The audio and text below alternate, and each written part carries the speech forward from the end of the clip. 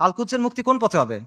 আল-কুদসের মুক্তি হবে জিহাদের মাধ্যমে, কিতালের মাধ্যমে, তরবারির ধারালো অগ্রভাগ দিয়ে আল-কুদস মুক্ত হবে। ওমর রাদিয়াল্লাহু আনহুর সময় কি ফিলিস্তিনে জিহাদ শুরু হয়েছিল, নাকি ফিলিস্তিনে গিয়ে জিহাদ শেষ হয়েছিল? সালাহুদ্দিন আল আইয়ুবির সময় জিহাদ কি ফিলিস্তিনের দরজায় শুরু হয়েছিল, না জিহাদ ফিলিস্তিনের ভেতরে গিয়ে শেষ হয়েছিল?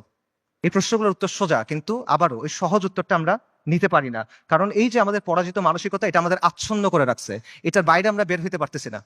শুরু ফিলিস্তিনে হবে না, এটা শেষটা ফিলিস্তিনে গিয়ে হবে।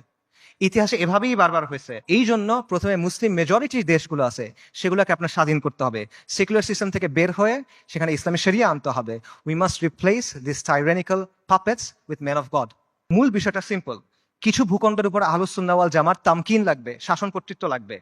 তারপর সেই ভূখণ্ডগুলোকে ঘাঁটি হিসেবে ব্যবহার করে আপনাকে সামরিক শক্তি তৈরি করতে হবে। তারপর ধাপে ধাপে জিহাদের মাধ্যমে আল-কুদসকে মুক্ত করতে পারবেন। এবং এই তামকিন অর্জনের কাজটা সব মুসলিম ভূখণ্ডে আপনি একসাথে করতে পারবেন না, কারণ সব মুসলিম ভূখণ্ডের অবস্থা এক না। আপনি চিন্তা করেন, বাংলাদেশে ইসলামী ইমারত হওয়া আর সিরিয়াতে ইসলামী ইমারত হওয়া কখনো একরকম না। বাংলাদেশ আর ইসরায়েলের মধ্যে বা আল-কুদসের মধ্যে 6টা দেশ আছে: Jordan, Iraq, Iran, Afghanistan, Pakistan এবং মোদির ভারত। আনরিয়েলিস্টিক, আপনি ওখান থেকে কোনো যেতে পারবেন না। কিন্তু সিরিয়ার সাথে ডিরেক্ট বর্ডার আছে। কাজেই এই বাস্তবতা বুঝতে হবে যে কোন জায়গায় ফোকাস করতে হবে, কোন ভাবে কাজ করতে হবে।